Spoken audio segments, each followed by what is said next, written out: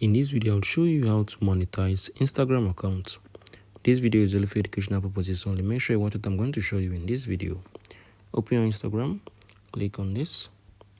So wait for it to open up. Scroll down, you're going to be able to see for professionals. Click on Creator Tools and Controls. So make sure your account is currently in the professional account. So ours is currently in the professional account. So make sure yours is in the professional account too. So if yours is not there, so make sure you switch it, right? So what I need to do now, once you have switched to professional account, you're going to be able to see monetization status. So click on it. So right now you can see you are able to monetize. So you're currently following all policies and guidelines related to your monetization tools. So you can be able to come here and post branded content and like you're able to get brand deals, brand sponsorships, collaborations from people, and a whole lot of other creators here on Instagram. So you can make money while posting some of your content here on Instagram once you're able to monetize. So make sure you follow all the policies and guidelines.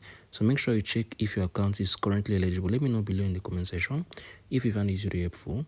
I will see you all in the next video.